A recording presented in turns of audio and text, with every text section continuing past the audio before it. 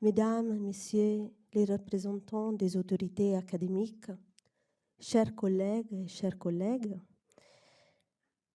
chers étudiants, Mesdames et Messieurs, c'est pour moi un grand honneur et une joie de vous souhaiter la bienvenue à cette conférence inaugurale qui ouvre officiellement un nouveau cycle de séminaires, les rencontres du département d'économie et gestion. Avant de présenter notre cycle et notre conférencier, je cède volontiers la parole à Monsieur le doyen pour quelques mots d'ouverture.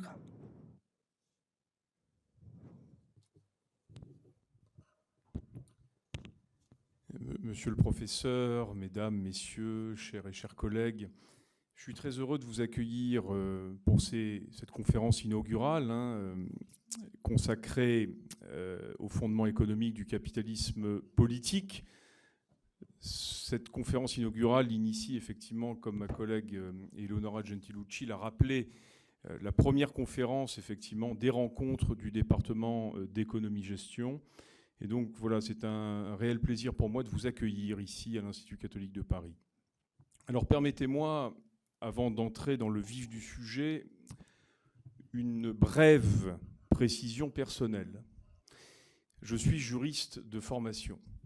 Autrement dit, je m'avance aujourd'hui sur un terrain économique avec le respect et peut-être la prudence de celui qui sait que les frontières entre nos disciplines sont aussi des zones de frottement intellectuel particulièrement fécondes, je dois le reconnaître. Alors, disons-le simplement, quand les économistes parlent de marché, les juristes écoutent surtout ce que deviennent les institutions, les règles et l'État. Or, le capitalisme politique est précisément un objet qui nous oblige à penser ensemble ces différentes dimensions. Il interroge la manière dont les logiques de marché s'articulent ou se désarticulent avec l'action publique, le droit et les formes contemporaines du pouvoir. Il pose une question simple en apparence, mais redoutable en profondeur.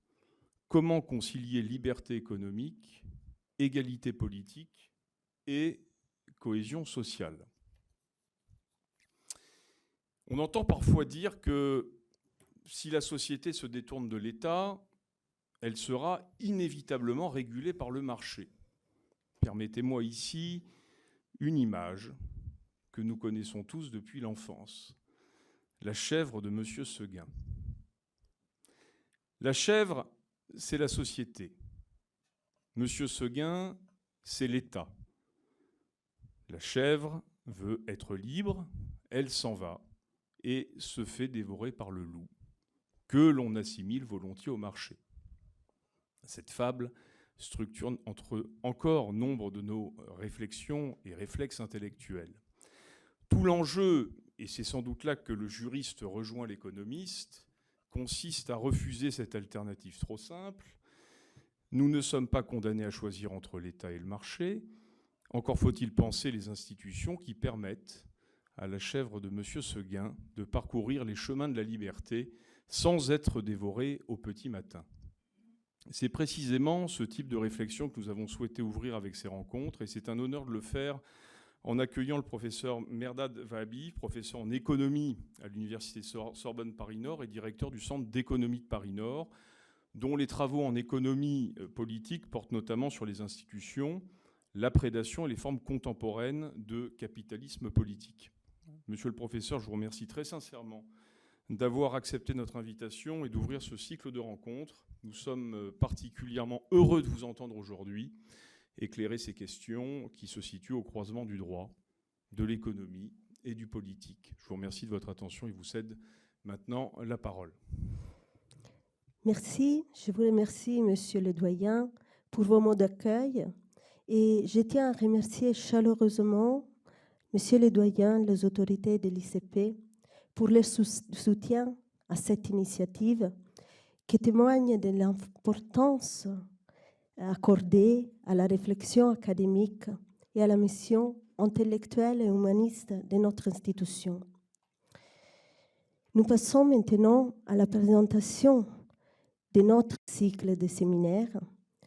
Ce nouveau cycle de rencontres a pour ambition de proposer un espace de dialogue et de réflexion autour des thématiques économiques et managériales majeures, en articulant analyse théorique et empirique et en s'inscrivant pleinement dans la tradition de la doctrine sociale de l'Église, attentive aux dynamiques économiques, aux rapports de pouvoir et aux transformations profondes de nos sociétés. Pour inaugurer ce cycle, nous avons l'immense privilège d'accueillir aujourd'hui le professeur Mehrdad Vahbi. Sa présence parmi nous constitue un véritable honneur pour notre département, pour la FACED et pour l'Institut catholique de Paris. Le professeur Mehrdad Vahbi de l'Université Sorbonne Paris-Nord est une référence internationale dans l'étude du capitalisme politique et de la prédation, de l'économie politique des institutions et du conflit, ainsi que dans l'histoire de la pensée économique, en particulier dans son dialogue avec l'économie politique institutionnelle et l'analyse comparée des formes de capitalisme. Sa contribution scientifique la plus récente, consacrée à l'héritage intellectuel de János Kornai, publiée en 2025 sous le titre The Legacy of János Kornai dans la collection Palgrave Studies in the History of Economic Thought, a fait l'objet de recensions particulièrement élogieuses de la part des deux lauréats du prix Nobel d'économie, Amartya Sen et Eric Maskin, ainsi que de nombreuses figures majeures de la discipline. Cette reconnaissance exceptionnelle atteste de la place centrale qu'occupe aujourd'hui le professeur Vahbi dans des débats contemporains en économie et en économie politique.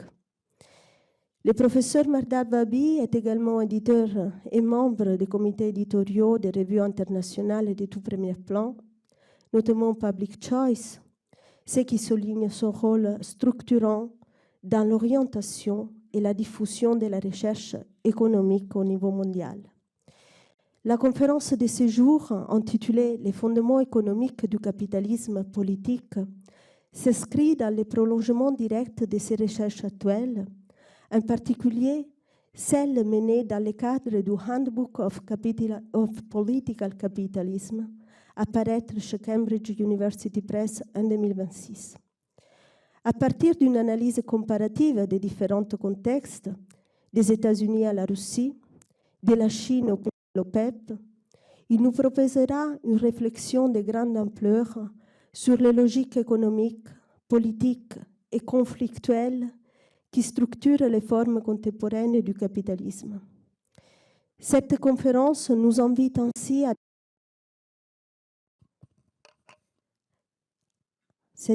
voilà.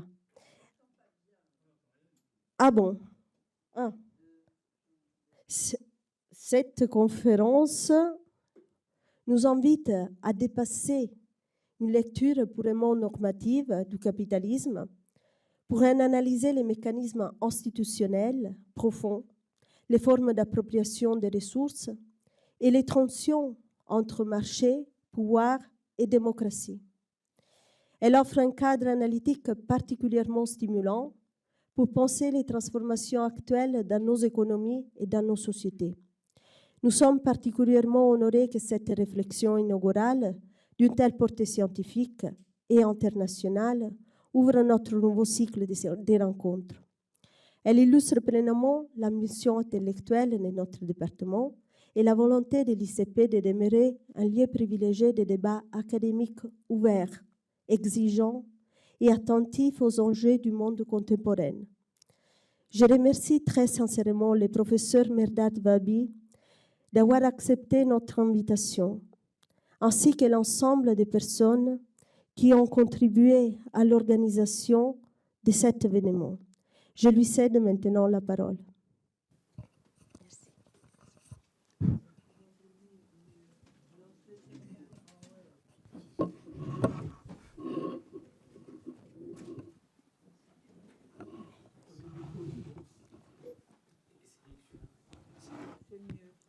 Est-ce que c'est bon? Je ne sais pas. C'est mieux ou c'est mieux? Sans micro? Il faut pour l'enregistrement. Mais je ne sais pas si ça fonctionne bien. Il me semble. Je m'en rapproche un petit peu. C'est bon? C'est bon. C'est mieux.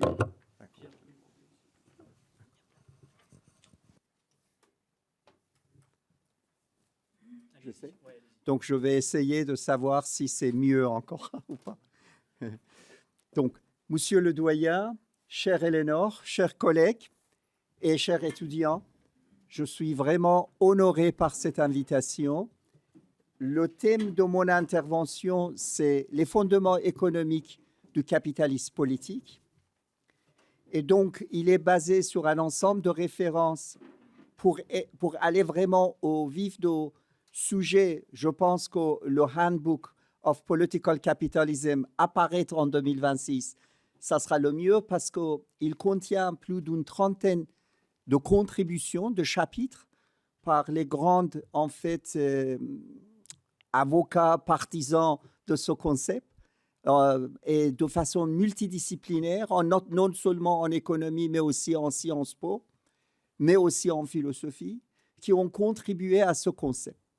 Donc, et pour avoir avant cette date 2026, je vous invite mon ouvrage de 2023 qui porte sur le capitalisme politique, surtout dans une variante plus récente qui est en liaison avec les événements récents, le capitalisme politique chiite ou islamique, autour du concept de Amphal, et ce concept est clé.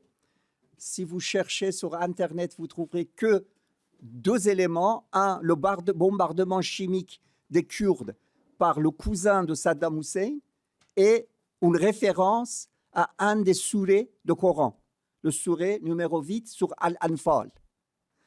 Mais je montre qu'il y a toute une histoire derrière et comment il a été la source d'inspiration pour restructurer la finance publique en Iran après la révolution autour de pouvoir individu de l'imam, le guide suprême, pour non seulement avoir les pouvoirs souverains, mais aussi le pouvoir économique, surtout les biens publics n'ayant pas propriétaire. Ce que dans les lois romaines on appelle res nullius, ça appartient au guide suprême. Et cela englobe le pétrole iranien, mais aussi les biens confisqués de Shah d'Iran, mais aussi tout ce qui a été confisqué sous le prétexte de propriété illégitime, non islamique.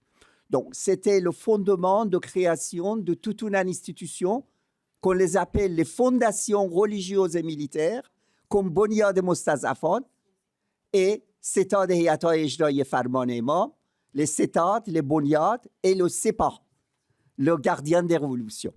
Et vous allez bien comprendre pourquoi en Iran, cette lutte, cette massacre a lieu.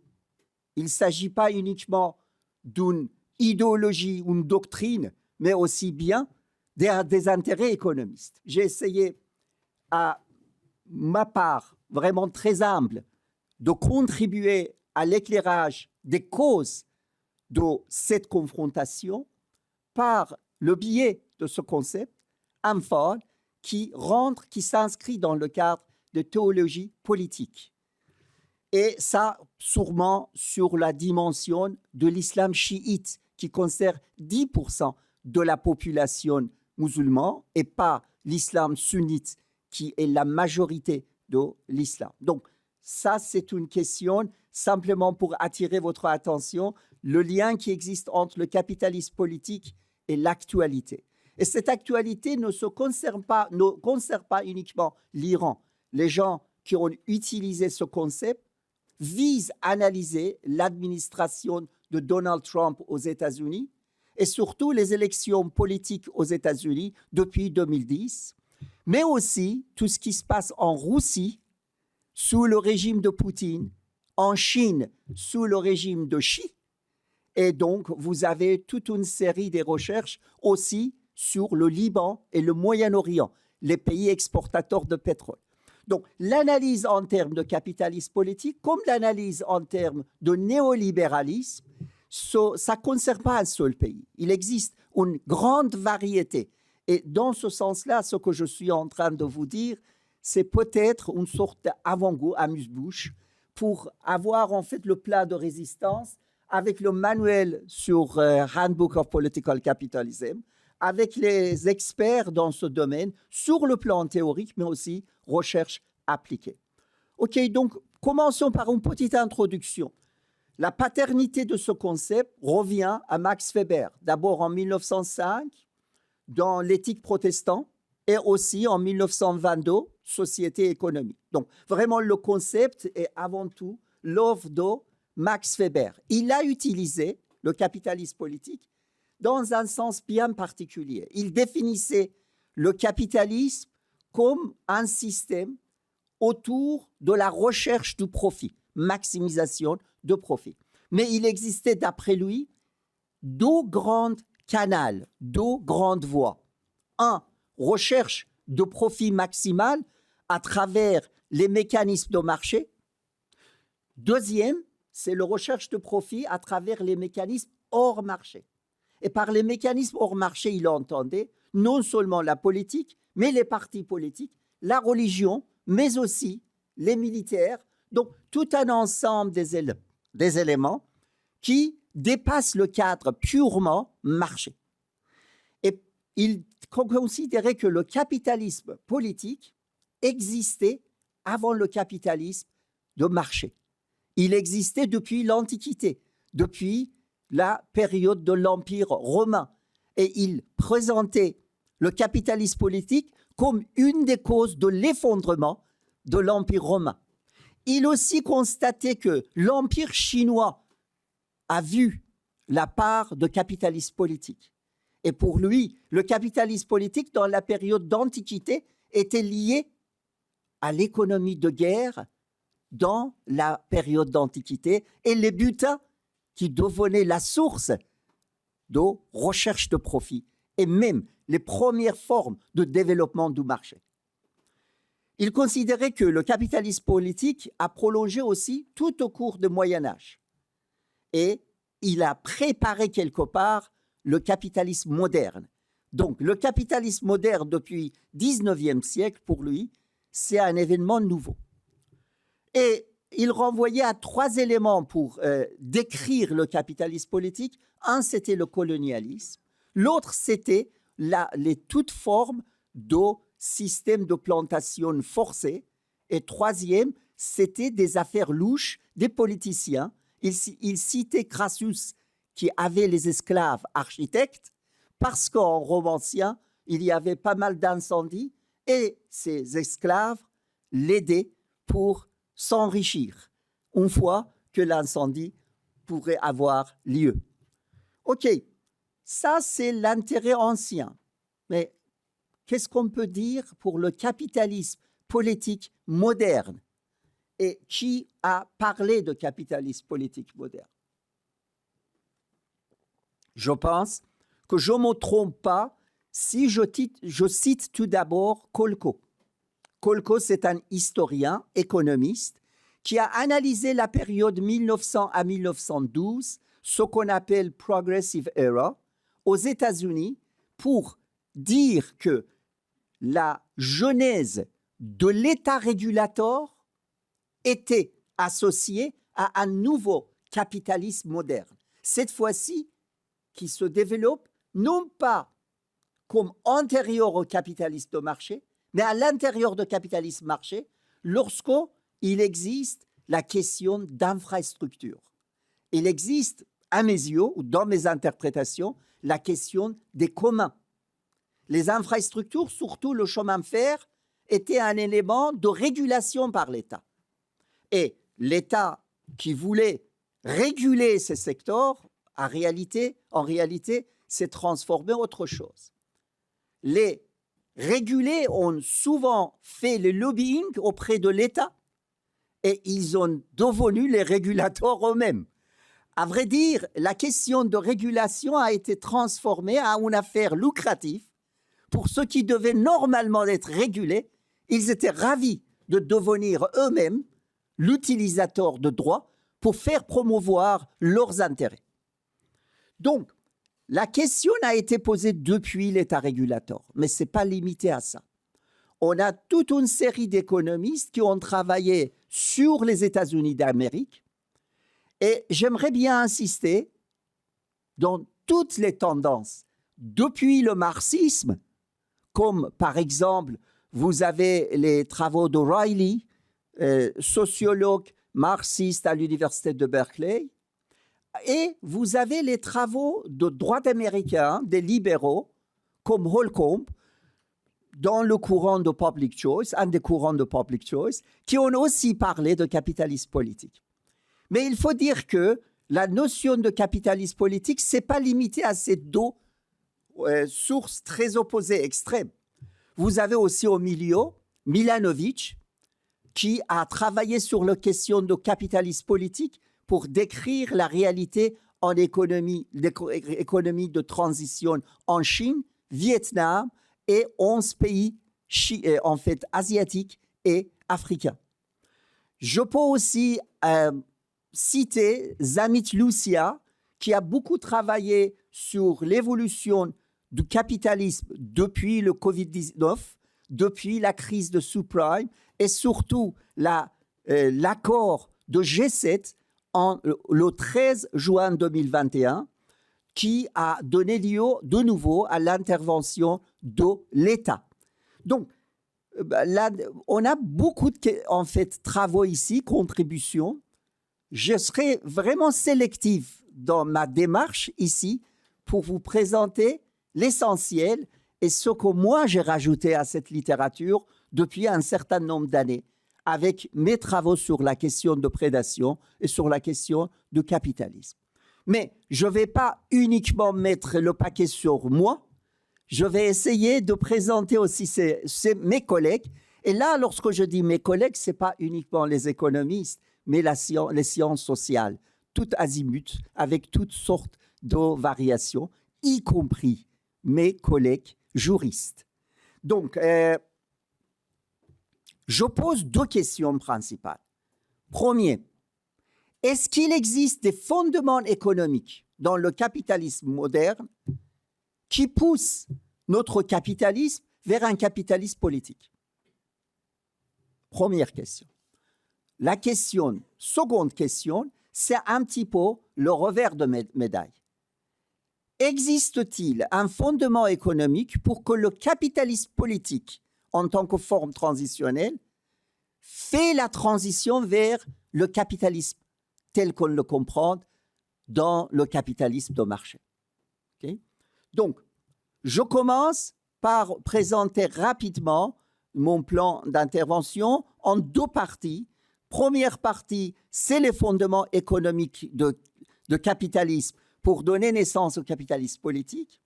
Et deuxième partie, c'est exactement l'inverse. Quels sont les fondements économiques pour que le capitalisme politique se convertisse ou transforme en capitalisme?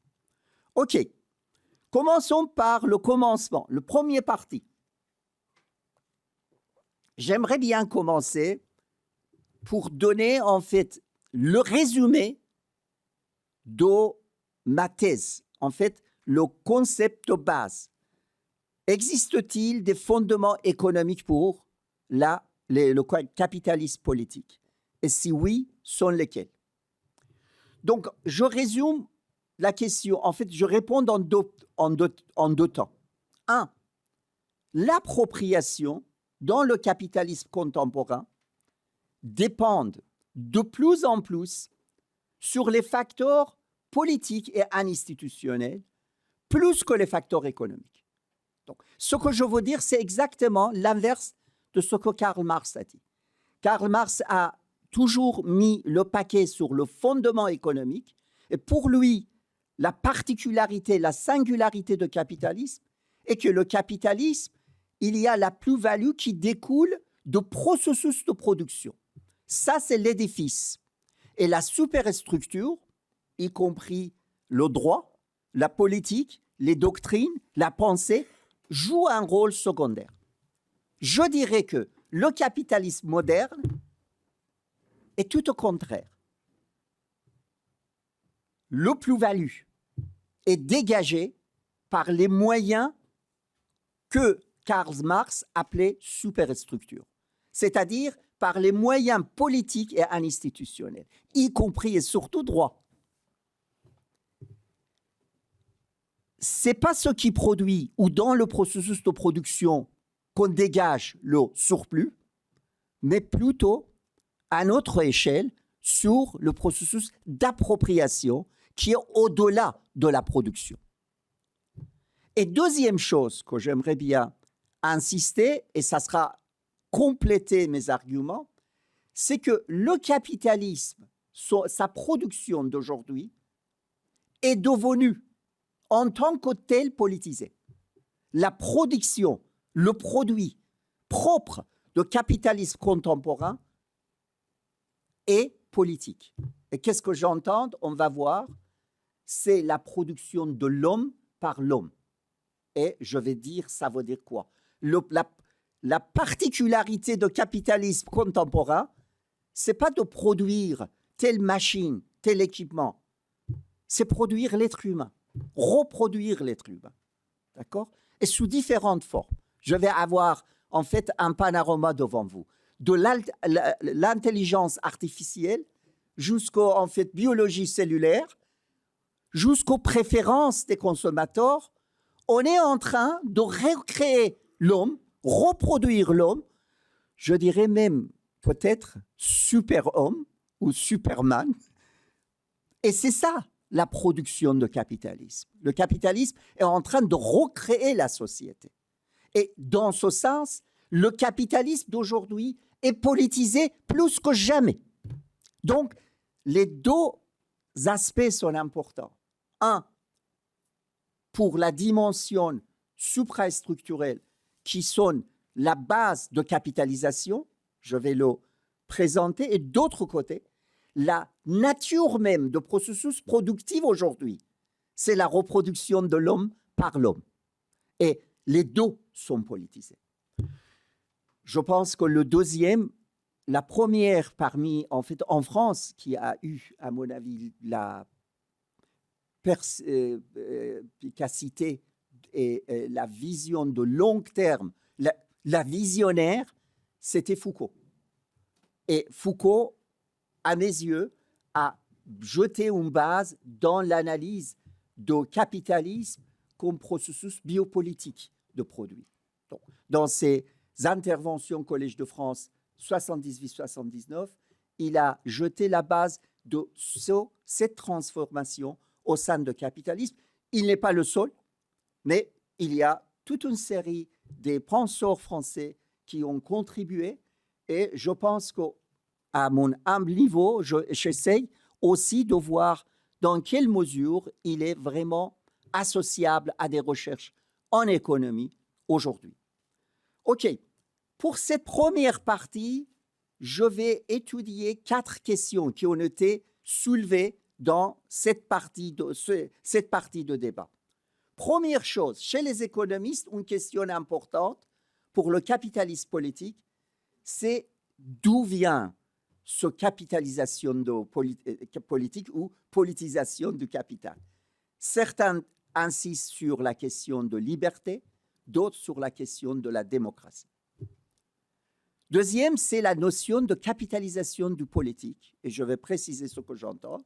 Troisième, c'est la création du capital par le contrôle des institutions.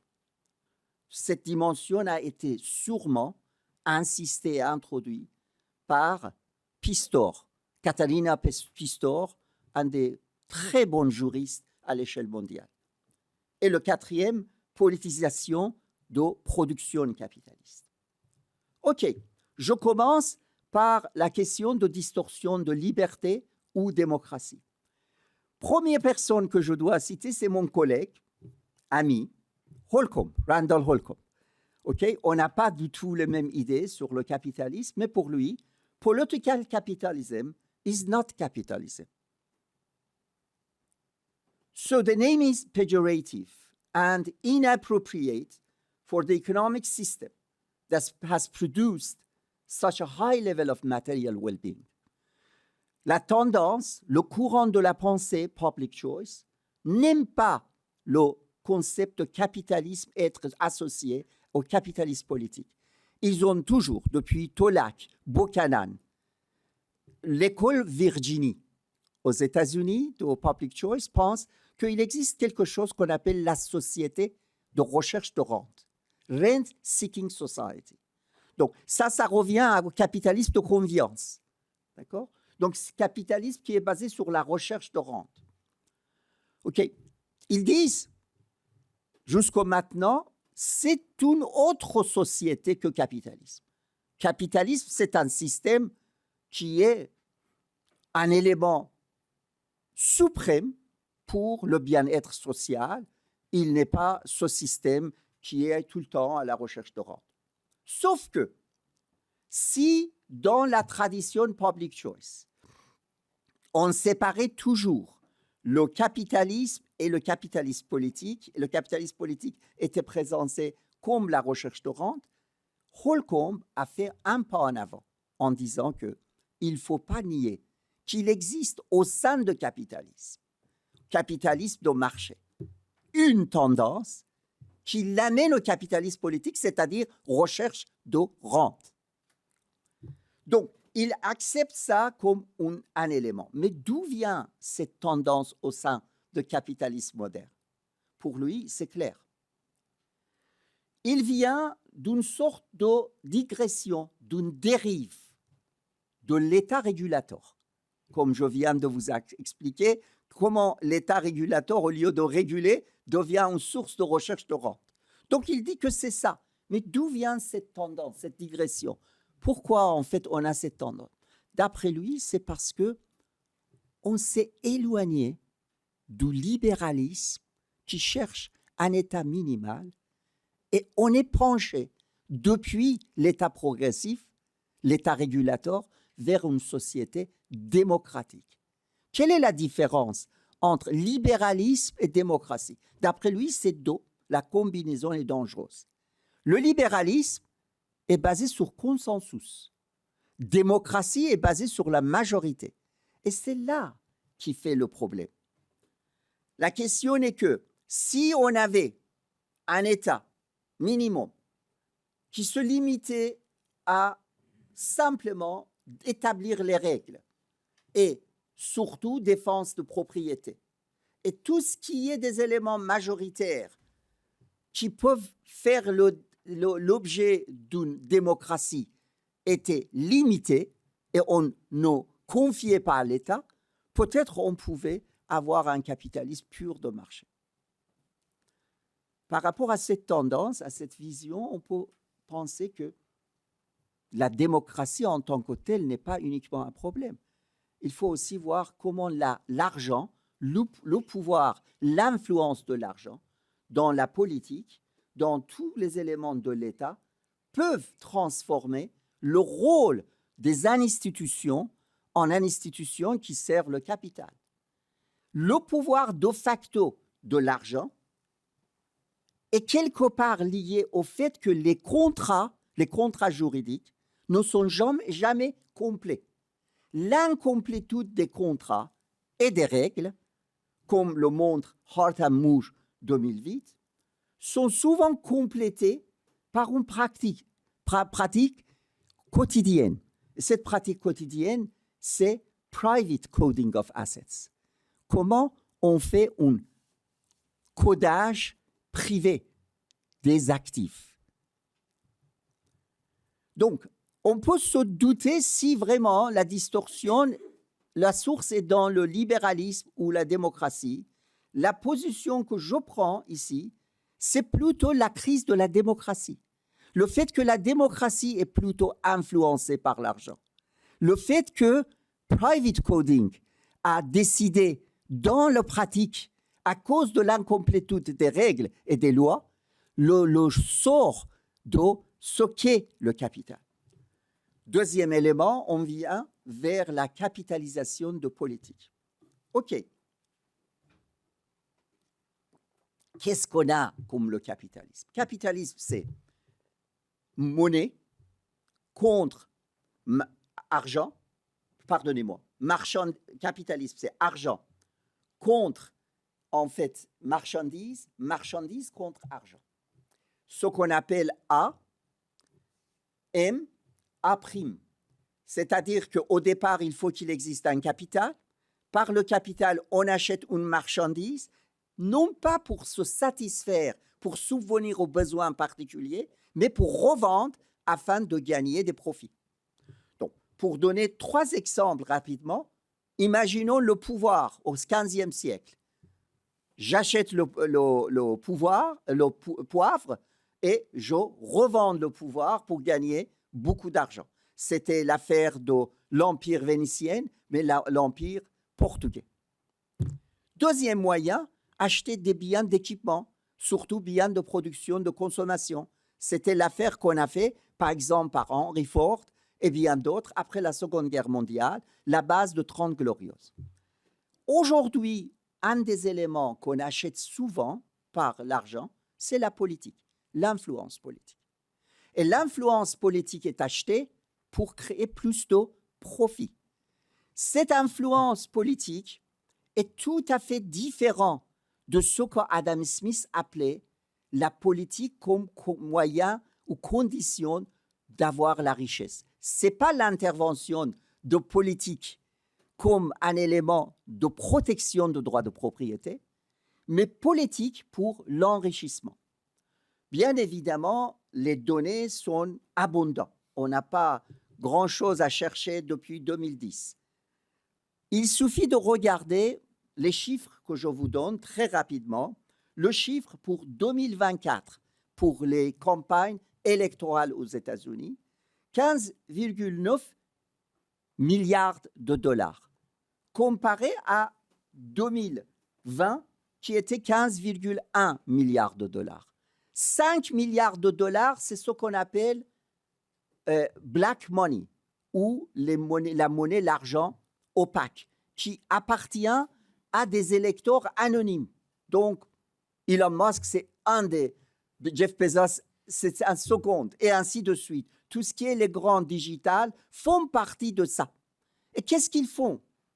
Ils font ce que Thomas Piketty nous a dit. C'est qu'on rachète l'influence politique pour assurer un taux de profit beaucoup plus supérieur qu'au taux de croissance annuel. Si vous regardez, comparez le taux de croissance annuel aux États-Unis, depuis 2001, c'est toujours aux alentours 1,quelques%. D'accord? La période exceptionnelle, c'est 89-2001, qui était aux alentours de 3 à 3,5%. D'accord? Il faut dire que le taux de profit aussi à l'OCDE a baissé énormément. D'accord? Donc, le taux de profit ne dépasse pas 2%, 2,5%. Mais le taux de profit de certains secteurs sont parfois 30%. C'est comme le secteur digital aux États-Unis. C'était aussi la période de capital financier qui a gagné des sommes pharaoniques. Donc, ce phénomène crée quoi? Ce phénomène, ça crée le cycle fiscal auto-entretenu. Regardez Capital 21e siècle, le cycle fiscal auto-entretenu est très simple. 2017, regardez les lois législatives aux États-Unis. Il n'y a jamais dans l'histoire des États-Unis d'Amérique un taux fiscal aussi bas que 2017. D'accord? On a de nombreux, en fait, numéros spéciaux sur ça. Et c'est justement lié aux périodes d'investissement politique sur les cycles électoraux. Donc, c'est un marché, c'est une transaction tout à fait acceptable et tout à fait intéressant qui arrange tout le monde. Donc, on va vous donner l'argent pour les élections, mais en contrepartie, on va avoir une influence sur la politique de l'État. Et cette fois-ci, ce n'est pas uniquement pour une seule loi, c'est l'orientation de NASA qui doit être décidée. C'est l'orientation de trésor public américain qui doit être influencé. Donc, c'est la politique qu'on souhaite intervenir. Donc, l'exemple de Elon Musk et les groupes, les oligarques, en fait, digital aux États-Unis, n'est pas épisodique. C'est un phénomène extrêmement important. La question est-il lié uniquement à ce phénomène? Est-ce qu'on peut dire que c'est uniquement la politisation, la capitalisation de politique? Et les autres éléments, c'est quoi? Il faut dire que non. On a de plus en plus l'importance de capital privé qui ont été renforcés par les institutions juridiques et politiques. Il s'agit de quoi? Quels sont les éléments qui donnent lieu à une telle importance aux institutions juridiques? Je dirais le fait qu'on a des actifs de plus en plus non tangibles, comme par exemple les brevets. Les brevets sur quoi? Sur les sels des pays en fait en Tasmanie. Pour faire quoi? La culture des sels êtres humains pour la biologie cellulaire et les compagnies pharmaceutiques. Sur quoi? Sur l'information sur les données personnelles des individus, des particuliers. Sur quoi d'autre? Sur tout ce qui peut avoir la science et le codage d'informations. Tout ce qui est les créations culturelles d'un pays pouvant être aussi brevetées. C'est intéressant, Azad Deracht en Inde, qui est poussé en Inde, qui a été toujours utilisé par la connaissance locale, mais qui a été transformé en propriété de compagnies américaines, pharmaceutiques américains. TRIPS, tout ce qui est l'organisation mondiale, a essayé de faire les droits de propriété intellectuelle, porte sur cet élément. Mais est-ce que c'est uniquement le secteur intangible? Bien évidemment, le secteur intangible est clé, mais aussi vous avez les produits financiers. Les produits financiers qui, comment on fait le codage privé pour tel ou tel produit qui le rendent capital ou qui ne le rendent pas capital. Donc, qu'est-ce que je voulais vous dire ici? Le capitalisme politique moderne, à mes yeux, est une affaire d'alliance entre la propriété privée et l'État pour faire la prédation sur les communs. Tous les communs qui sont soit naturels et les communs qui peuvent être créés par les êtres humains à travers tout ce qui est la culture et le secteur intangible. Donc, il y a bien évidemment différents exemples. Je commence par les communs, d'abord les plus en fait importants. Moi, je vous ai cité déjà en fait tout à l'heure deux choses. Tout ce qui est les informations personnelles, tout ce qui est en fait le brevetage sur les sels humains. Et je dois dire qu'on a aussi une forme qui ne passe pas par les lois, par les droits, qui passe par hors loi, par supérieur aux lois. C'est le système Anfal en Iran. L'idée essentielle là-bas aussi, c'est de transformer les communs pour les intérêts de l'imam et les groupes qui sont liés à l'imam. Sauf que là-bas, on n'utilise pas les droits. On utilise souvent la force brutale. Qui détient les forces brutales? Donc, ce n'est pas le codage légal qui fait la primauté dans le transfert de ressources, mais dans le système beaucoup plus fin, on utilise autres moyens pour faire ce transfert. J'appelle aussi booty capitalism, le capitalisme par la privatisation des guerres. La première, on l'a vu, c'était l'occupation d'Irak en 3 semaines, mais qui a été préparée au moins 6 mois à l'avance. J'avais bien documenté dans mes travaux pour donner tous les travaux de reconstruction à Halliburton pour recréer les infrastructures de l'Irak. Donc, heureusement, la France, à mes yeux, n'a pas suivi l'Amérique dans cette guerre, n'a pas acheté l'idée qu'il y a des armements massifs, destruction massive, et on s'est retenu de cette guerre. Mais cette guerre fait partie de ce que M. Rumsfeld a appelé manhunting. Et c'est stratégie de manhunting.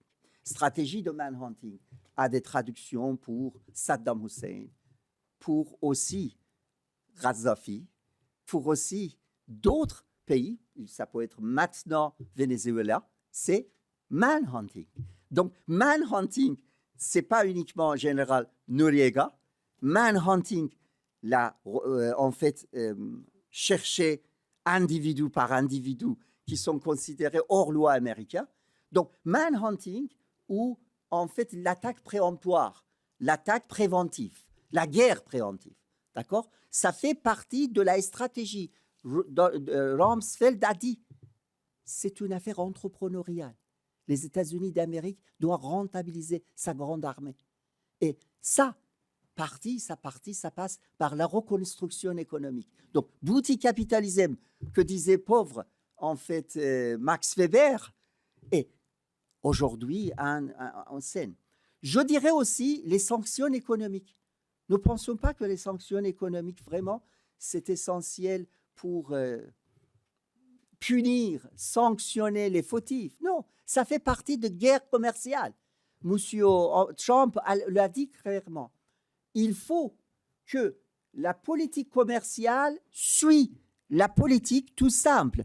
Et pour nous, c'est toute la partie Amérique qui doivent faire partie, Amérique Sud, qui doivent faire partie dans nos priorités politiques économiques. Donc, les sanctions aujourd'hui font partie du commerce. Comme il faut dire un mot, trade and raid, commerce et guerre, chercher les butins et chercher en fait l'intérêt économique sont main dans la main. Il me semble que notre fondateur, Adam Smith, le doux commerce, ce n'était pas lui, je sais bien, c'est Montesquieu, mais il l'a repris.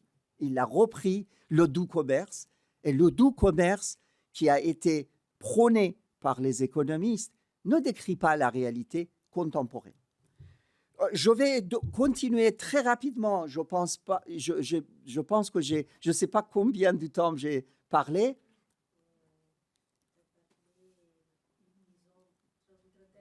31 minutes, très bien, parce que je suis sur la première partie, je ne veux pas abuser. Donc, je dois aussi citer la question de ce qu'on appelle la chaîne de la création de valeur, Global Value Chain.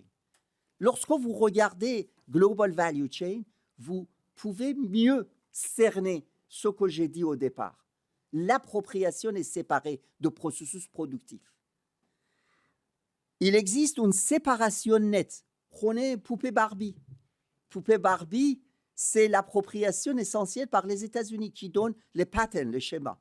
Mais toute la production, des plastiques, des chevaux, de tous les autres éléments de poupée Barbie sont produits ailleurs. Donc, il est produit je donne les chiffres, en 2004, $2 dans les autres cycles, $10 vendus aux États-Unis. D'accord? Donc, l'appropriation est séparée de processus productifs. Ce n'est pas comme la production fordiste, qu'il y avait une intégration verticale de la production, de telle sorte qu'on pouvait dégager la plus-value au sein de systèmes productifs d'automobiles. Là, c'est clairement séparer ces deux processus. Global Value Chain, c'est un élément clair que ceux qui détiennent des TRIPS, les droits de propriété, les droits de standardisation et normes, créer les normes, y compris pour les compagnies européennes. Ceux qui peuvent gagner ce secteur de normes, c'est la grosse partie de profits qui sont en fait récoltés par ces compagnies. Ce n'est pas le processus productif en tant que tel qui va dégager le plus-value. Je dirais aussi le capital fictif à travers ce que Pistor, en 2019, a très bien démontré. Je ne veux pas répéter ce qu'il a dit. Legal coding. Comment, en fait, on a créé des actifs comme CDO, d'accord? Collateralized Debt Obligation. Okay? C'est vraiment une invention tout à fait légale avec des compagnies, en fait des cabinets, surtout new-yorkais et pour partie Londres, qui ont créé ces en fait produits dérivés fiscaux. Quel est en fait le processus productif ici? Quel est le fondement? C'est essentiellement le legal coding, private legal coding, qu'on crée en fait énormément de profit. Et là, ça dépasse des milliards. Hein? Ça, c'est entre 2 à 5 trillions de dollars gagnés et perdus. D'accord? Donc, je dirais aussi, donc, par rapport à ces actifs, on a les infrastructures essentiellement légales, qui est important, pour tout ce qui est le capital, qui comprend les droits de propriété, collatéral, trust, corporate and bankruptcy law. Et enfin, ce que je dois dire, c'est la partie spatiale, l'espace. C'est la nouvelle partie de capitaux intangibles. L'espace, en fait, l'État aussi. L'État aujourd'hui n'est pas uniquement la terre et la mer. C'est terminé depuis longtemps. On le sait très bien. L'État, c'est l'espace. Et qui détient l'État, qui peut acquérir les parts de l'espace, c'est le roi de demain. C'est pas par hasard que Elon Musk a besoin de toute NASA pour en fait créer son empire. Donc, et même d'après lui, créer un nouvel espèce en fait, comment dirais-je, galactique. C'est un être humain, un super être humain qui doit être installé depuis 2030, d'abord en Mars et ensuite par ailleurs, parce qu'on doit regarder autrement par rapport à la question de propriété. Propriété ne doit pas être uniquement basée sur les règles de la Terre. OK, j'ai cité ici 8 canaux pour le faire et je reviens à ce que je vous ai dit, politisation de production capitaliste. OK, là, je cite Foucault, je cite André Gorz, je cite Michael Hart, je cite Antonio Negri. Ce qui est pour moi, Antonio Negri, intéressant, ce que Foucault a dit, c'était biopolitique, le tournant de l'économie vers biopolitique. Ce qu'ils appelaient biopolitique, c'est que la production de capitalisme est orientée sur la production de l'être humain par l'être humain. Okay? Donc, moi, je donne aujourd'hui une définition beaucoup plus concrète. L'intelligence artificielle, c'est un élément. Biologie cellulaire en est une autre. La culture des cellules. Et tous les éléments qui sont liés à la reproduction de l'être humain, y compris ses préférences par les données personnelles. C'est quoi? C'est une claire description de créer l'être humain, même avec la prétention superhumain. D'accord? Qui n'a pas de mauvaises cellules, qui a une intelligence qui n'est pas individuelle, qui est collective. Parce que l'intelligence artificielle nous aide de collecter les intelligences existantes. Okay? Donc, moi, je dirais plutôt que ce qu'on est en train de recréer, c'est créer l'être humain par l'être humain. Et ça peut être uniquement politique. Toutes nos relations sociales, je parle en fait aussi, je n'ai pas parlé des choses beaucoup plus fines. C'est par exemple tout ce qui est la relation entre l'homme et la chose, qui passe par l'automatisme et pas en fait création de tangibles, avec les codifications de ce rapport, qui crée un monde qu'on ne peut pas diviser, la partie virtuelle, la partie réelle. Et c'est cette opacité entre les deux, les confusions et opacité entre les deux qui donnent lieu à un nouveau être humain et à une nouvelle compréhension de ce qu'est l'être humain. D'accord? Donc oui, ça c'est politique. Le capitaliste, comme nous tous, nous ne pouvons pas aujourd'hui parler de produits marchandises. Il y avait une époque, lorsqu'on disait le pain, on disait le pain est un élément politique. La guerre entre la France et l'Angleterre, c'est toujours le blé, n'est-ce pas? Et le blé, pour avoir la guerre, il faut avoir suffisamment la nourriture, la subsistance. Donc, on parlait, comme en fait, on en a parlé chez certains en fait, historiens, on a parlé de pain comme bien politique. James Scott, il en a beaucoup parlé, mais on a pas mal d'autres qui ont travaillé sur l'importance du produit blé. Mais aujourd'hui, ce n'est pas blé, c'est tout. C'est toute notre vision de la médecine, de la vision, de la sensibilité des 5 sens sont en train de refaire. Donc, c'est effectivement tout à fait politique, tout à fait éthique, tout à fait aussi juridique. On a des conventions partout pour ces produits. Ces produits ne sont pas un élément purement économique. La pluridisciplinarité, vous avez parlé tout à l'heure, je pense que c'est affaire de tous les commerçants aujourd'hui. De tous ceux qui croient en marché doivent réfléchir en termes de ça. Et un de ces types qui a pensé à ça, c'est Zamit Lucia, qui a participé, qui a fait un chapitre dans notre ouvrage. Il est un des grands conseillers en fait commercial, très grand conseiller. Mais le capitalisme est aujourd'hui politique. Les gens aussi choisissent leurs biens de consommation selon leurs croyances politiques. Je dis, mais à part ça, est-ce qu'il y a quelque chose qu'on peut ne pas parler politique dans votre démarche de conseil? Non, il n'y a rien. On doit réfléchir en termes de politique. Lui, il pense que c'est très bien. C'est excellent. C'est excellent que tout est devenu politique. Et ce n'est pas tout uniquement économique. Moi, je vous dis, je suis très angoissé. Ça peut être vraiment la source d'expoliation, d'expropriation de tout ce qui est commun par une certaine alliance entre le privé et l'État. D'accord? Donc, c'est pourquoi le capitalisme politique, à mes yeux, ce n'est pas une affaire de demain, c'est une affaire d'aujourd'hui, partout. Et on le voit dans la santé, on le voit dans le secteur militaire, on le voit dans le secteur boursier et surtout dans le secteur digital.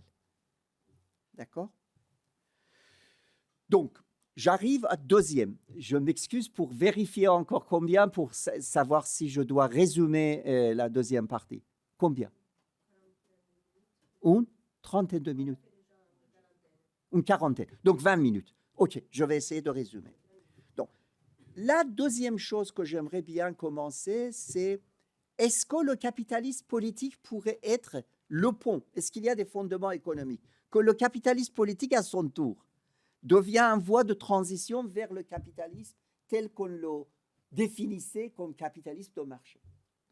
Au moins, c'est ça qui est vraiment fait débat en Chine.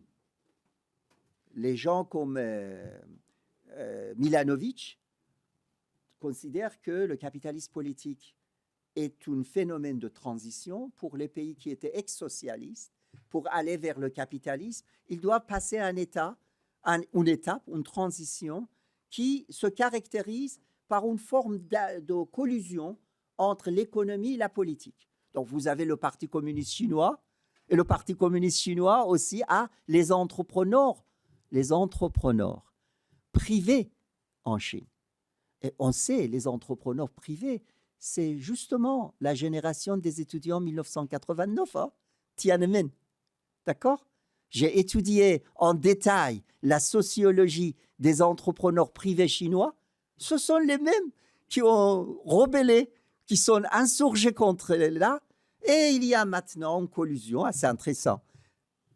Des ex-rebelles qui restent encore rebelles hein, quelque part, qui pensent à un moment donné, il faut changer le rapport avec le Parti communiste chinois et qu'il se dégage et qu'il donne lieu. Mais ils doivent garder la bouche bien fermée, surtout depuis l'arrivée au pouvoir de M. Xi 2012. Donc, grand changement depuis 2012. Mais pour vous dire, que l'idée de Milanovic, capitaliste politique, c'est ça.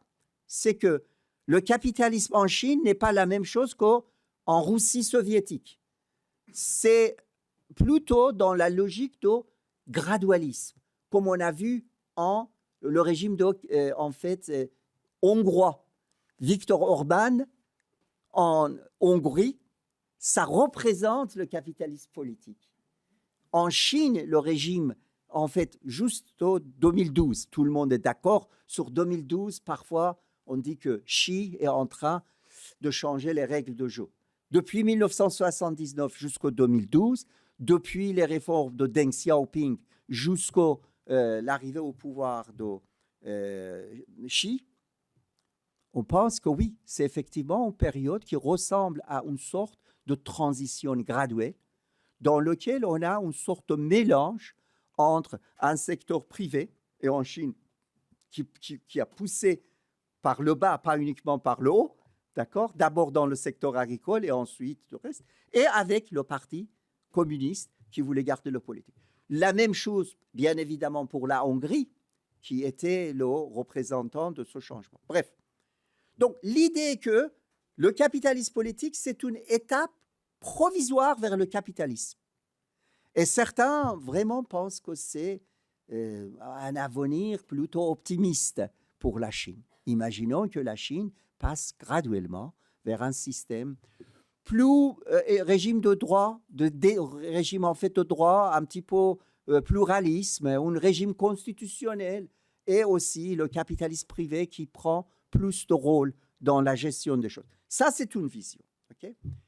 La même chose chez les Américains, en fait, libéraux, comme une partie de tendance de public choice, mes collègues, le choix public, qui pensent que oui, il est effectivement ce monsieur-là, monsieur Donald Trump, ne fait pas toujours des choses qui sont très intéressantes et que peut-être on doit penser que la société américaine est vraiment en danger d'une dérive vers une société de recherche de rente.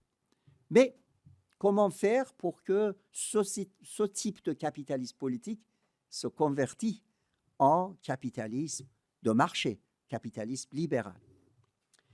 Et dans les deux sens, je vois une chose. On a deux visions de capitalisme. Vision normative et vision réelle. Qu'est-ce qui est vision normative de capitalisme? C'est ce que je viens de lire de mon ami Holcomb. C'est un système qui augmente uniquement de bien-être social et tout ça. Donc, OK.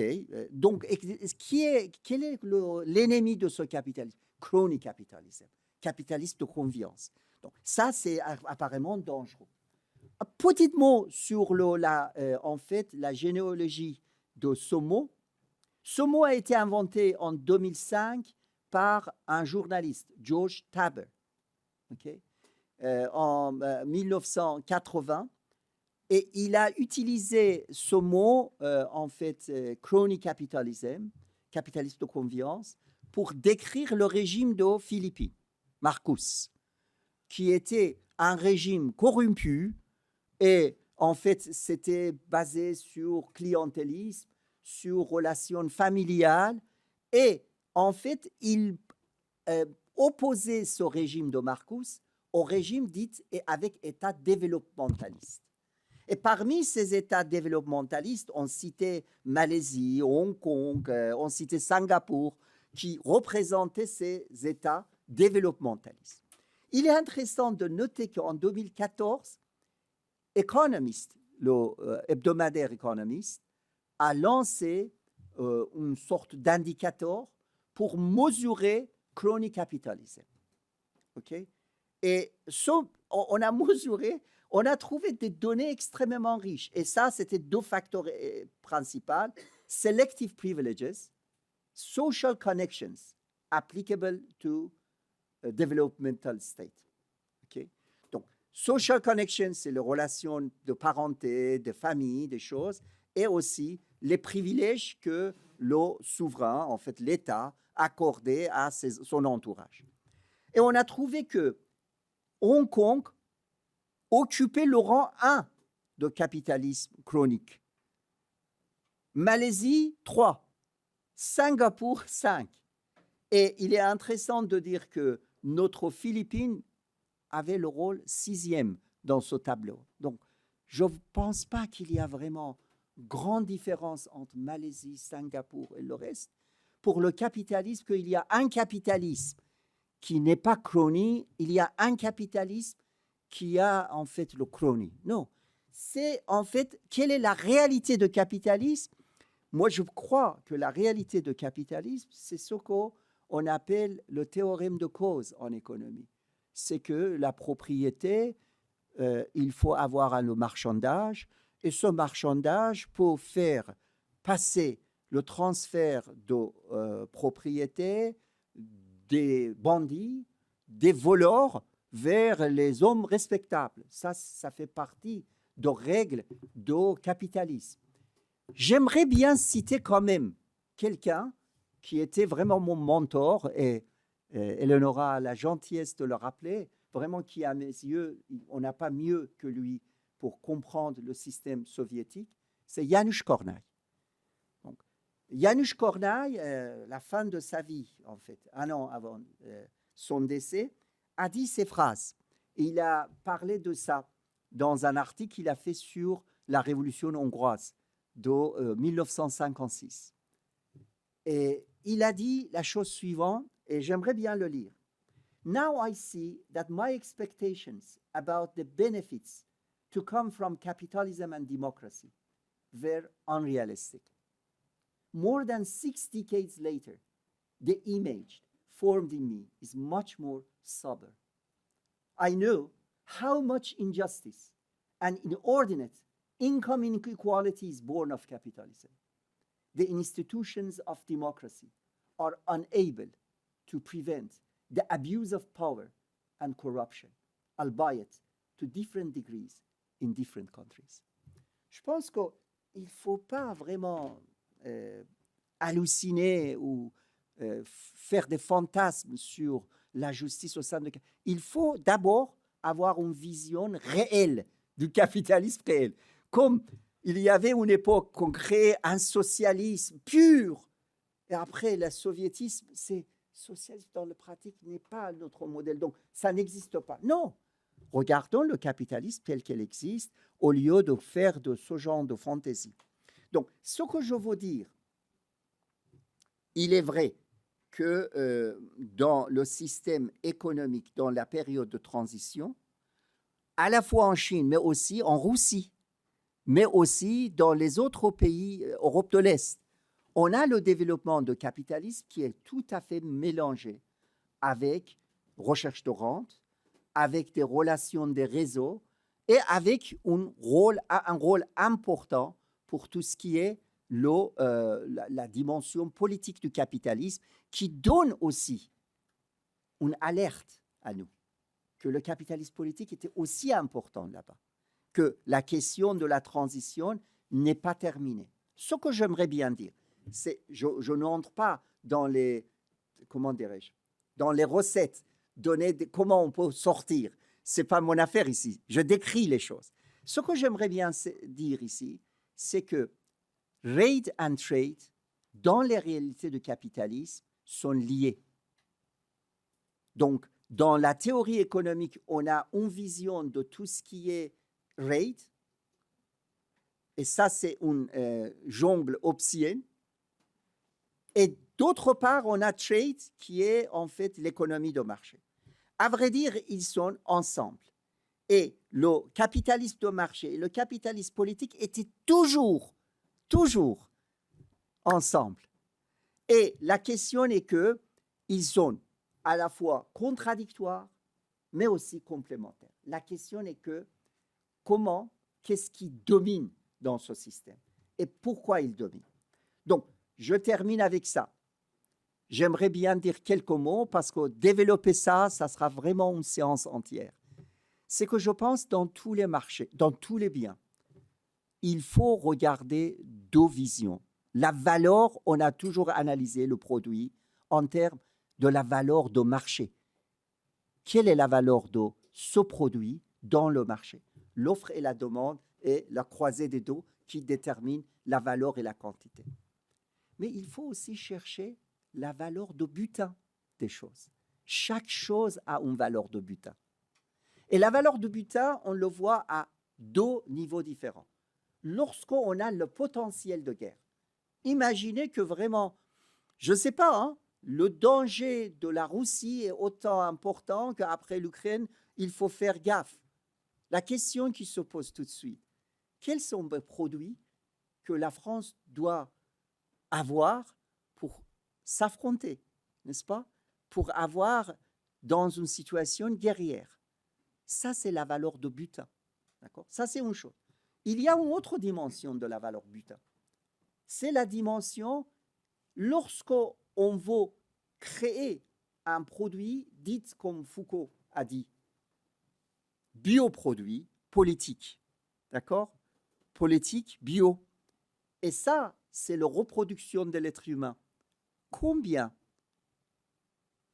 nos ressources communes peuvent être pillées par la production de ce produit. Donc, la valeur de butin devient de plus en plus importante. Les intangibles deviennent de plus en plus difficiles de mesurer. Vous ne pouvez pas comptabiliser et décider la valeur par l'offre et la demande. La logique des intangibles échappe entièrement à la logique marchande de l'offre et la demande pour toute une série de particularités des produits en fait intangibles. Là, c'est important de ne pas oublier la valeur de butin des intangibles en tout ce qu'on fait.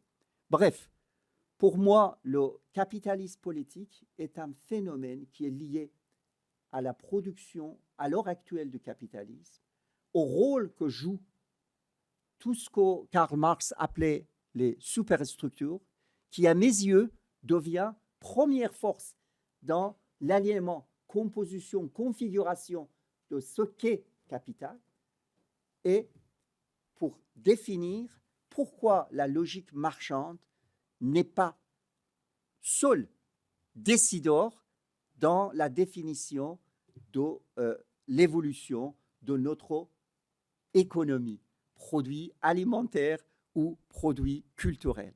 C'est aussi la logique des communs contre la logique de butin et la logique économique pure.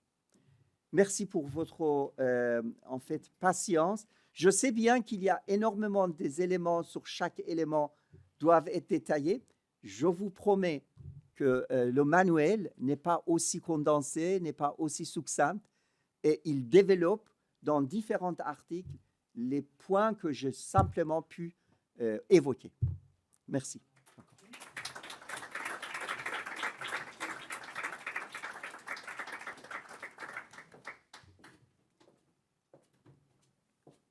Je vais essayer peut-être avec celui-là. Alors, merci beaucoup pour cette intervention si stimulante, si enrichissante. Et je ouvre les débats. Donc, je vous laisse la parole si vous avez des questions, des remarques. Voilà, je vois déjà une première main qui s'est levée tout au fond et je vais essayer de vous ramener un micro.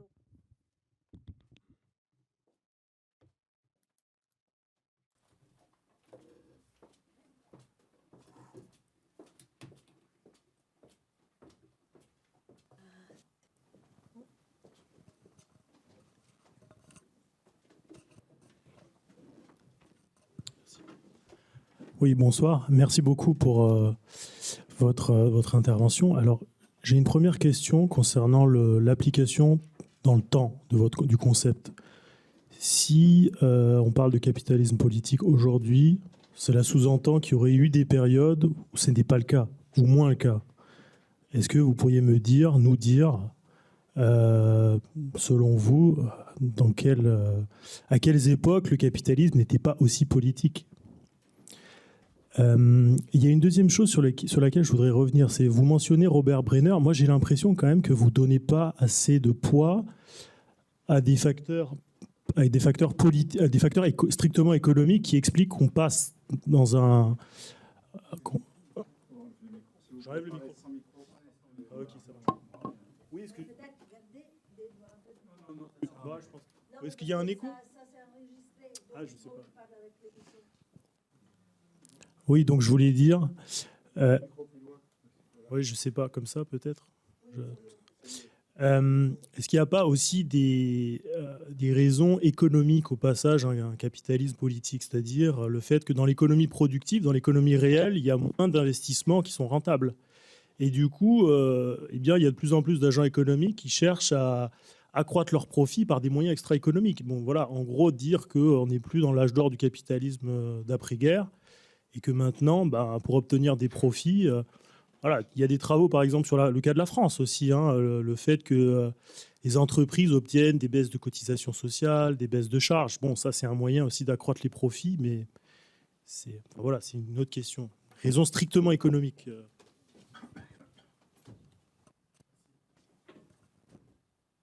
D'autres questions? Oui.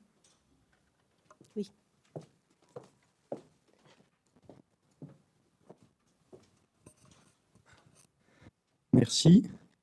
Bon, c'était très intéressant pour approfondir la question de qu'est-ce qui est infrastructurel, la base matérielle, le processus juridique.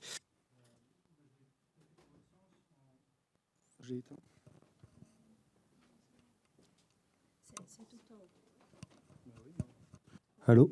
Ouais. Oui, donc, qu'est-ce que je disais? Oui, en remarquant que,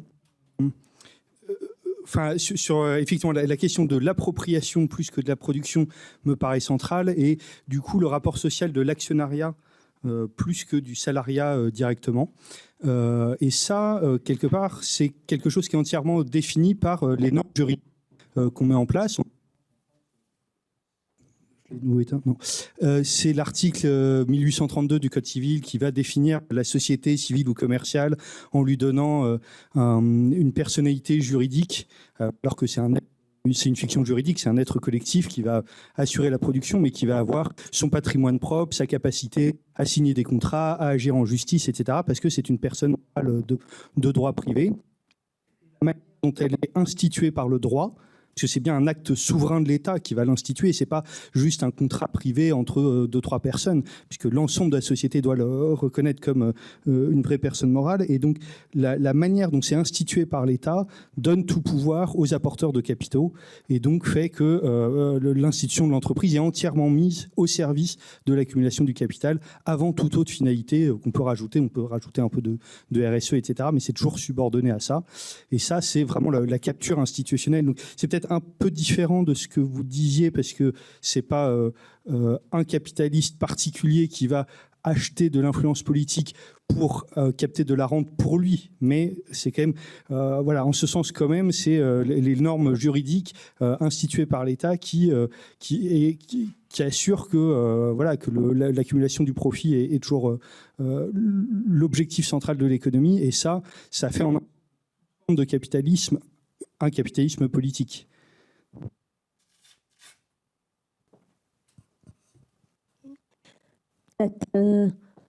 Des premières réponses et d'autres questions.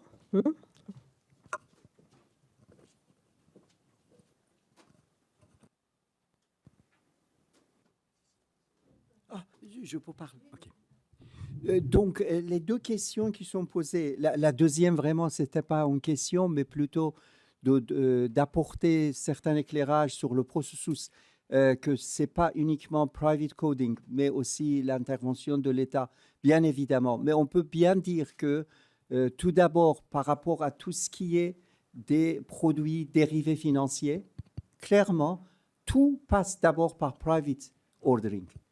Et puis, donc, là, vous avez énormément de la littérature.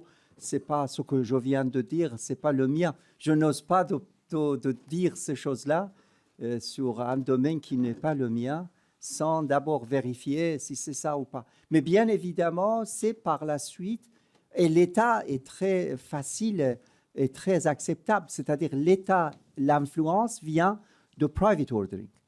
Ce n'est pas par le public que ça passe. C'est private ordering qui commence et qui sera stipulé par le système d'État. Donc, je n'ai pas dit que private ordering c'est quelque chose qui passe par l'influence des individus. Ça passe par les différents groupes d'intérêt, les cabinets, et il y a toute une procédure pour le faire. Je pense Pistour le décrit très bien à mes yeux. Donc, mais là, je suis acheteur. Hein, si vous avez comment dirais-je, des détails plus clarifiant en fait les choses, je suis tout à fait acheteur pour ça. Là, notre collègue ami a posé une question par rapport, y a-t-il une période, et je m'excuse, avant de passer, et vous avez entièrement raison que sur le plan économique, c'est le moment où il existe une séparation entre l'appropriation et la production qui devient important, et c'est surtout le régime patrimonial dans lequel on voit cette appropriation. Mais pas uniquement le régime patrimonial.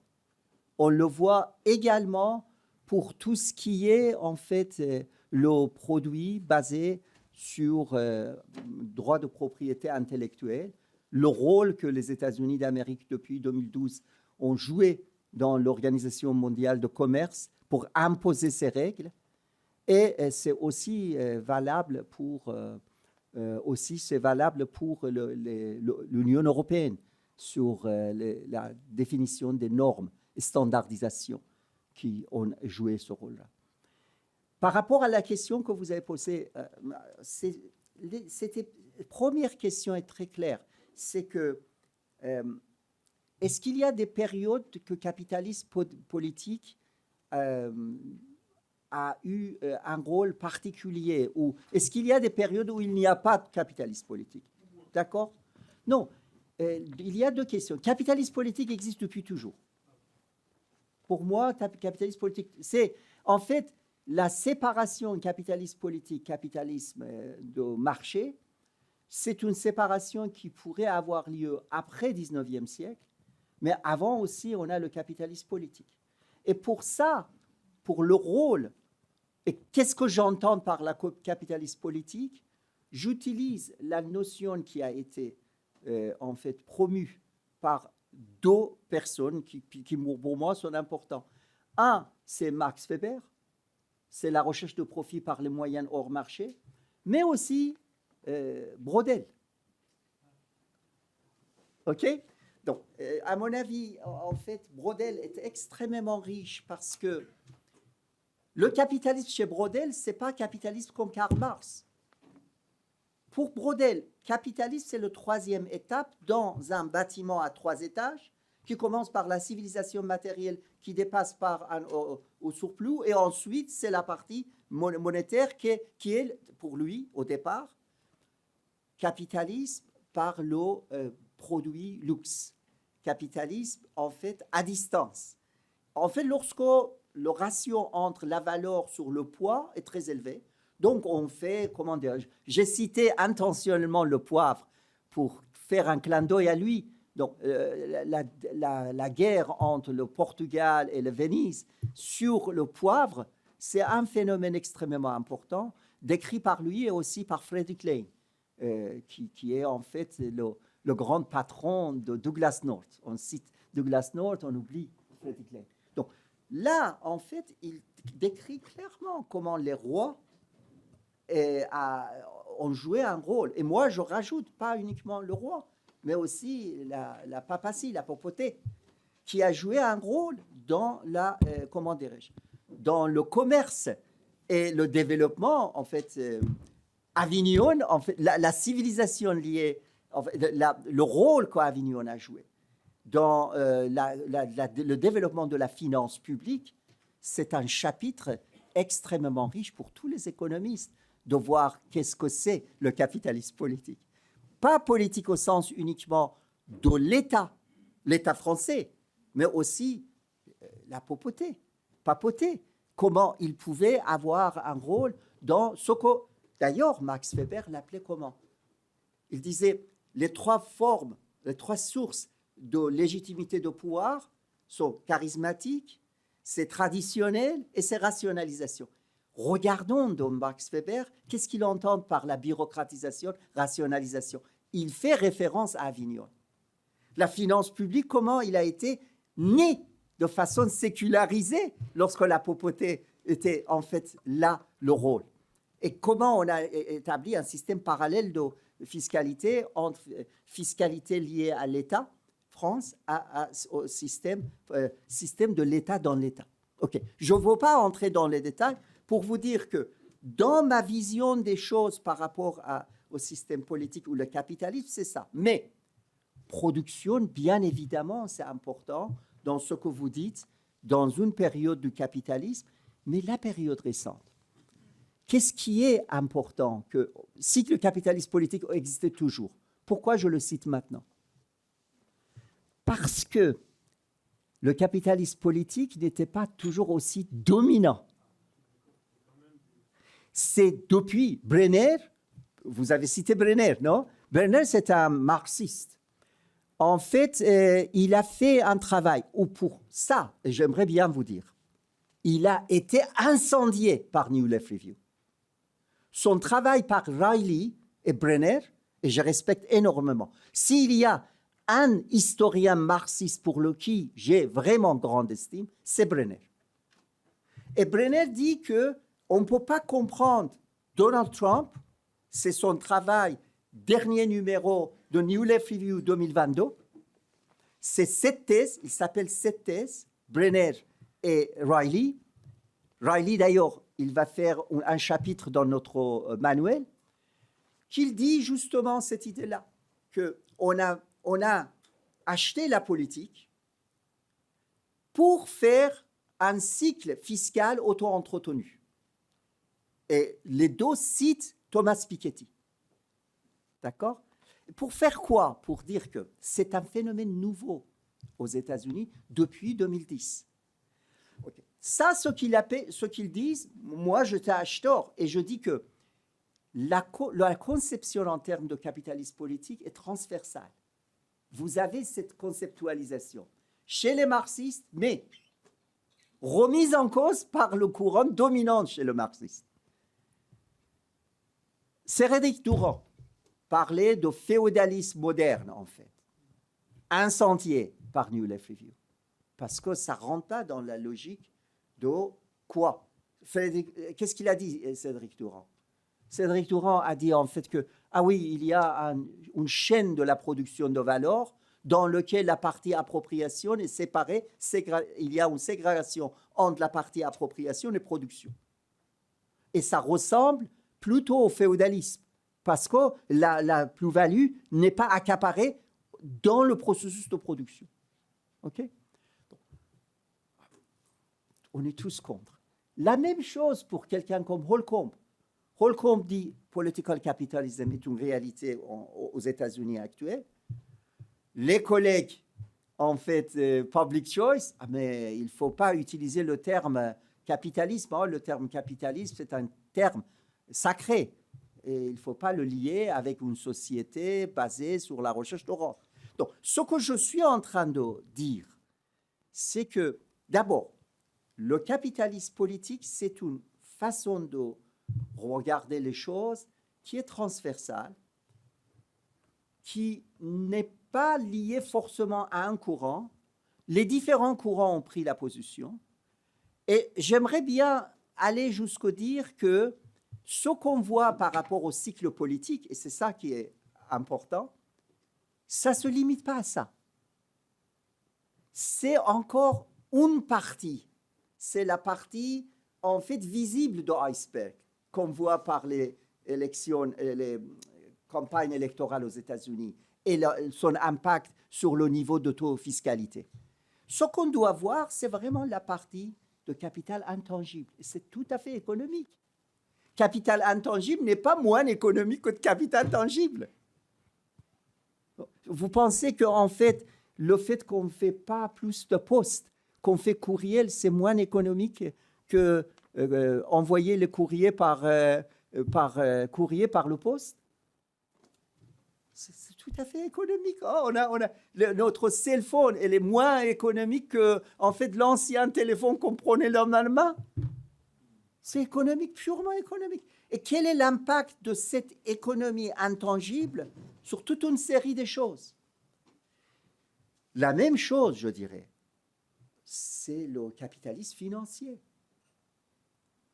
Ce qu'on n'a pas compris, vraiment, et je pense qu'on était vraiment quelques-uns qui ont compris, que la finance, le système de crédit, est un des piliers du capitalisme.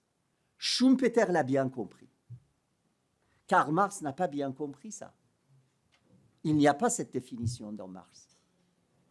Jeffrey Hyson, maintenant, 2023, a publié un ouvrage sur le capitalisme en Angleterre qui montre combien c'était important que la terre n'a pas été utilisée à partir du XVIIIe siècle comme, en fait, une source de rente foncière, mais comme gage pour obtenir les crédits bancaires.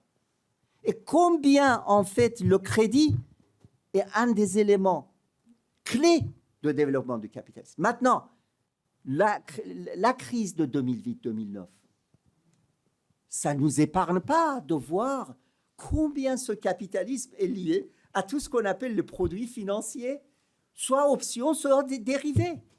Et comment cette réalité pourrait être expliquée uniquement par les fondamentaux? Fondamentaux, qu'est-ce qu'il explique dans cette évolution? Donc, ce que j'aimerais bien vraiment insister dans cette réflexion, c'est que on est vraiment dans une nouvelle période, je dirais plutôt à partir de 2010, pour les pays développés comme les États-Unis. Mais on est dans la même logique pour les pays, parce que le capitalisme politique a deux sources.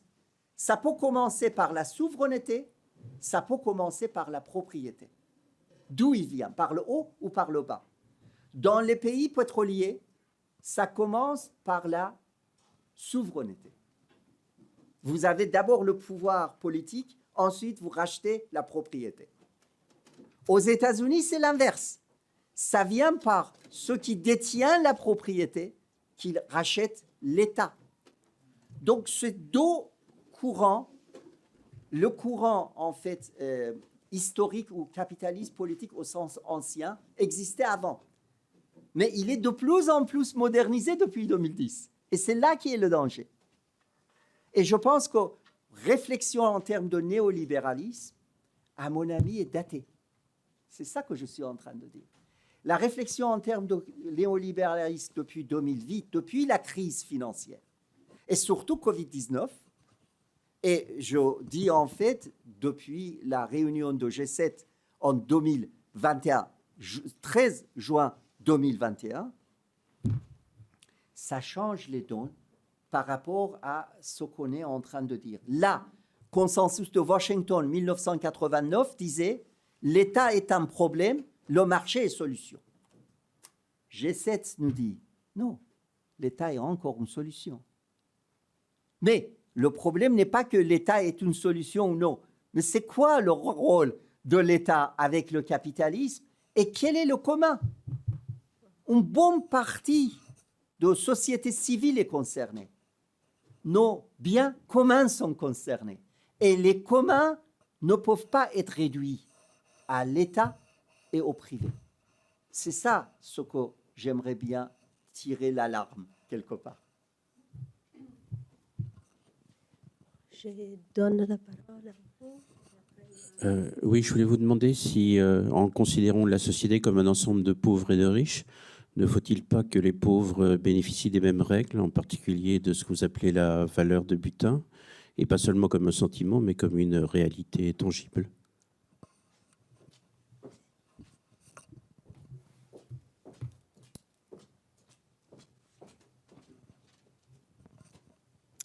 Bonjour, Anne-Sophie Volstolé de l'Université Paris-Créteil. J'avais une question. Vous parlez d'une nouvelle période à partir de 2010 pour le capitalisme politique. Or, dans un contexte où les crises écologiques et les tensions géopolitiques dont vous avez parlé s'intensifient, je voulais que vous demander de faire un petit exercice de prospective et de voir comment vous voyez, vous, l'évolution des formes de capitalisme politique. Et aussi, comment est-ce que ces crises pourraient accélérer finalement la transition vers un capitalisme encore plus prédateur, ou au contraire ouvrir des brèches vers des alternatives institutionnelles plus égalitaires? Voilà, merci.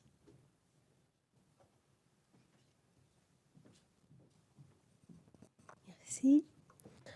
Peut-être je voulais juste ajouter un petit commentaire, question personnelle.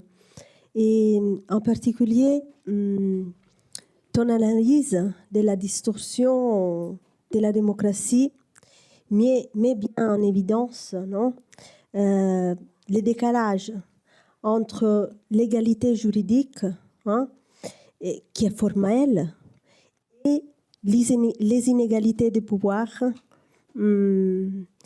effectifs liées à l'argent. Or, de quelle manière cette situation façonne les concepts même de démocratie, hein? Si, comme tout au début, on l'a défini comme la majorité qui décide, et de quelle manière cela affecte les communs et le public même. Ok. Je te laisse répondre. Et voilà, je pense qu'après, ça sera la dernière réponse parce qu'on a écoulé le temps. Mais je profite, avant que vous partiez, parce que je vous l'ai dit dès que tu as terminé de répondre après. Donc, moi, je pense qu'il y a une relation vraiment étroite entre les trois questions de ce cycle, et surtout entre votre question et la dernière question, que la société est composée, riche, pauvre, de toute façon, on est tous là, et on doit regarder les biens communs, en fait. Mais je pense qu'au fond, c'est la question, est-ce que la démocratie, au sens de la justice commutative, est suffisante pour épuiser la question de la démocratie, ou il faut intégrer de plus en plus la justice redistributive dans notre analyse, du point de vue de la société civile. Donc, moi, je ne vois pas la question en termes de marché et butin. Je vois trois choses. Marché, butin, commun. Et commun, c'est la page de la société civile. Et c'est pourquoi je disais que le cœur de ce capitalisme politique moderne, c'est une alliance, collusion entre propriété privée et l'État pour, en fait, exproprier les communs. Donc, moi, je vois que la société, et l'expropriation, c'est extrêmement important. Il y a des formes tout à fait visibles, comme par exemple la collecte de données sur l'information sur chacun de nous, d'accord ? Qui est une question tout à fait importante. Sur tout ce qui est, en fait, de l'éducation, la science fondamentale. La science fondamentale, la période de 30 glorieuses, il y avait une définition nette, claire, entre la science appliquée et la science fondamentale. Fondamentale appartenait à tout le monde. On ne pouvait pas s'approprier la science fondamentale et appliquée dans la production d'une entreprise. Cette distinction est terminée complètement. Donc, et comment on a pu défendre ça ? La question que je pose, c'est qu'il faut avoir en fait, la société civile doit former un langage juridique, communicationnel, qui défendent les intérêts publics et communs. Justement, je suis ravi que les juristes soient là, parce que je pense que le rôle des juristes est extrêmement important dans ça. Et les économistes aussi. Les économistes ont des choses à dire. Les communs ne peuvent pas être réduits à l'État ou au privé. Parmi ces choses-là, c'est vraiment la question que Madame a posée par rapport à l'écologie. L'écologie, ça fait partie des communs et c'est le premier abord dans les communs. D'accord ? Et tous ces domaines, en fait, communs naturels ou communs créés par la science, par la connaissance, par l'entraînement, par le code d'entraînement, par la réputation. Mais effectivement, en fait, une des choses qui est très claire aux États-Unis avec Trump, c'est vraiment se dérober de toute règle par rapport à l'histoire de l'écologie. C'est clair. En fait, de l'environnement. Donc, est-ce qu'il y a une dérive prédatrice au sein de... À mes yeux, oui, sûrement. Il faut tirer l'alarme. Le seul, à mon avis, espoir, c'est la prise de conscience par la société civile. Et ce que je pense, ce n'est pas la lutte des classes au sens ancien de terme que Karl Marx parlait. Non, on a besoin d'un langage juridique. On a besoin, en fait, d'une réflexion du fond sur comment défendre les communs. Mais mon mot d'ordre, c'est commun. C'est commun, et je sais bien commun souhaite être, en fait, il est visé. Il est, en fait, s'il y a une prédation, c'est sur les communs, sur ces diverses formes. Donc, je pense que, et c'est lié à ce que tu viens de dire, la démocratie dans la pratique et la démocratie dans la loi. C'est absolument, indéniablement important d'avoir une justice commutative. On est tous égaux devant la loi. Mais ça n'épuise pas le rôle de la monnaie. Qui a plus de monnaie, qui a plus d'accès en fait, aux avocats, au cabinet d'avocats, bien évidemment, a plus de pouvoir de compléter là où le contrat est incomplet. Donc, effectivement, on voit clairement la crise de la démocratie. Il ne faut pas fermer les yeux. Il faut reconnaître qu'il y a un problème. Le problème, à mes yeux, il n'est pas parce qu'on est passé de libéralisme à la démocratie. Non. Il faut la démocratie, mais il faut approfondir la démocratie, pas abandonner la démocratie. C'est ça, en fait, ce que je souhaitais dire, mais tu l'as vraiment bien reformulé en termes réels et formels.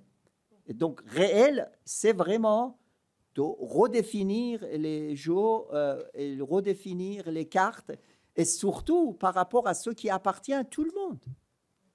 Bon, avant, quelles seront les conséquences pour le capitalisme? Je ne sais pas. Je ne suis pas pour tout. Mais je sais bien qu'il y existe une question de prédation sur les communs. Ça, je n'ai pas de doute.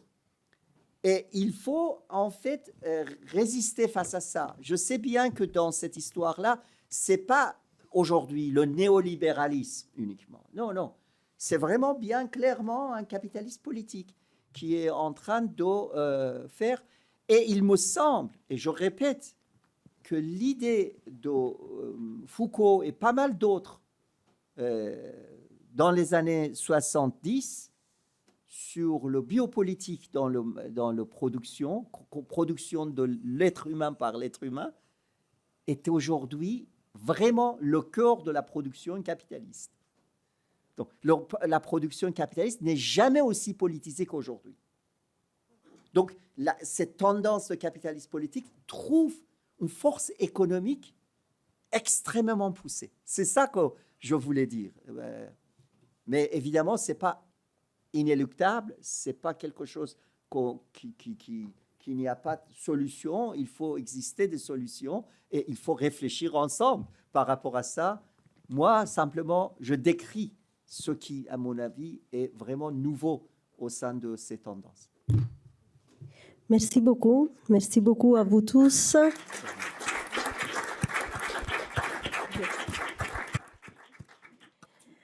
Nous arrivons au terme de cette conférence inaugurale.